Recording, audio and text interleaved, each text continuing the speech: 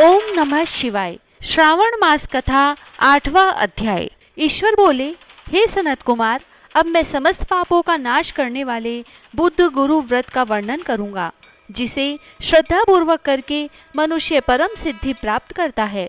ब्रह्मा जी ने चंद्रमा को ब्राह्मणों के राजा के रूप में अभिषिक्त किया। किसी समय उसने रूप तथा यौवन से संपन्न तारा नामक गुरु पत्नी को देखा। उसकी रूप संपदा से मोहित होकर वह काम के वशीभूत हो गया और उसे अपने घर में रख लिया।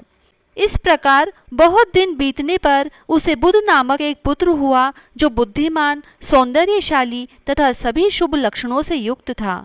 गुरु बृहस्पति को ज्ञात हुआ कि तारा चंद्रमा के घर में स्थित है। तब उन्होंने चंद्रमा से कहा कि मेरी पत्नी को वापस कर दो।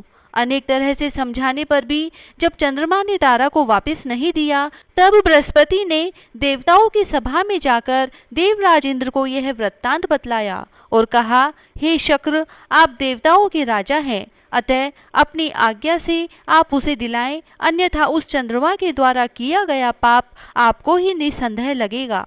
क्योंकि शास्त्र निर्णय के अनुसार प्रजा के द्वारा किए गए पाप को राजा भोगता है। पुराण में भी ऐसा ही कहा गया है कि दुर्बल का बल राजा होता है। गुरु का यह वचन सुनकर चंद्रमा ने कहा, मैं आपकी आज्ञा से तारा को तो दे दूंगा, किंतु इस पुत्र को नहीं दूंगा। शास्त्र के अनुसार विचार करके देवताओं ने उस बुध को चंद्रमा को दे दिया। इसके बाद गुरु को उदास देखकर देवताओं ने उन दोनों को वर प्रदान किया। हे चंद्र, अब तुम घर जाओ, यह तुम्हारा भी पुत्र है और बृहस्पति का भी है। यह तुम्हारा पुत्र ग्रहों में प्रतिष्ठित होगा। हे सुराचार्य, आप यह दूसरा भी शुभ वर ग्रहण कीजिए कि जो बुद्धिमान व्यक्ति आप दोनों बुद्ध गुरु का व्रत मिलाकर करेगा, उसकी संपूर्ण सिद्धि होगी। यह सत्य है, इसमें संदेह नहीं। शंकर जी के लिए अत्यंत प्रिय इस श्रावण मास के आने पर जो लोग बुधवार तथा बृहस्पतिवार को पूजन व्रत करेंगे, उन्हें सिद्धि प्राप्त होगी। इस व्रत में दही तथा भात का नैवेद्य व्रत सिद्धि में मूल हेतु है।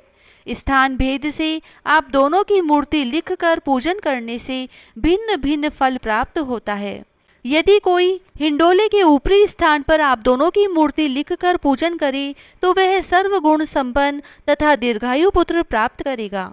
यदि मनुष्य कोषागार में मूर्ति को लिखकर पूजन करता है, तो उसके कोष बढ़ते हैं और वे कभी क्षय को प्राप्त नहीं होते।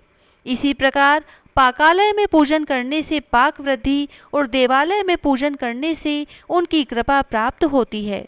शय्यागार में लिखकर पूजन करने से स्त्री का वियोग कभी नहीं होता। धान्यगार में लिखकर पूजन करने से धान्य की वृद्धि होती है। इसी प्रकार मनुष्य उन फलों को प्राप्त करता है। इस प्रकार 7 वर्ष तक करने के बाद उद्यापन करना चाहिए। उद्यापन से पहले दिन अधिवासन करके रात्रि में जागरण करना चाहिए।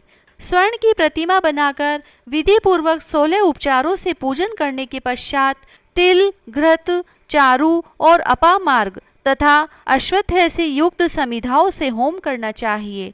अंत में पूर्णाहुति देनी चाहिए। उसके बाद मामा व भांजे को प्रयत्न पूर्वक भोजन कराना चाहिए।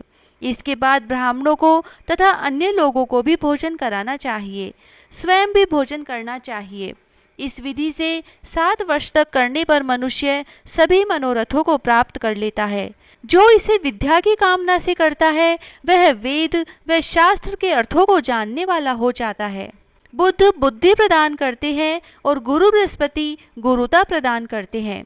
सनत कुमार बोले, हे भगवान, आपने जो ये कहा है कि इस अवसर पर मामा तथा भांजे को भोजन कराना चाहिए, यदि बताने योग्य हो तो इसका कारण बताइए। ईश्वर बोले, हे सनत कुमार, पूर्व काल में अत्यंत दीन तथा दरिद्र कोई 2 ब्राह्मण थे। वे दोनों मामा भांजे थे। उदर पूर्ति हेतु परिश्रम पूर्वक भ्रमण करते हुए वे दोनों किसी नगर में अन्न मांगने के लिए गए थे।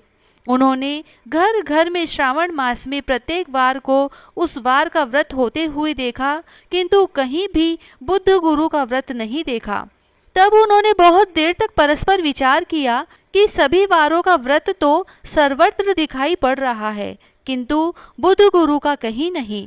अतः चूंकि यह व्रत अनुष्ठित है, इसीलिए हम दोनों को चाहिए कि इस शुभ व्रत का अनुष्ठान आदर पूर्वक करें। किंतु हे सनत कुमार, इसकी विधि न जानने के कारण वे दोनों संशय में पड़ गए। तब रात्रि में उन्हें स्वप्न में इस व्रत की विधि दृष्टोगोचर हो गई। इसके बाद उन्होंने उसी विधि के अनुसार व्रत को किया, जिससे उन्होंने अपार संपदा प्राप्त की। प्रतिदिन उनकी संपत्ति बढ़ने लगी और सभी लोगों को ज्ञात भी हो गई। इस प्रकार 7 वर्ष तक करके वे पुत्र व पौत्र आदि से संपन्न हो गए।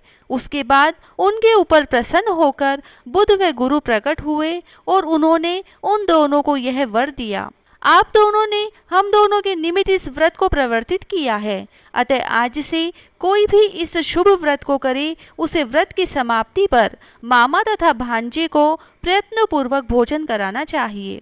इस व्रत के प्रभाव से उसे सभी कामनाओं की परम सिद्धि हो जाती है और अंत में चंद्र सूर्य पर्यंत उसका हमारे लोक में वास होता है।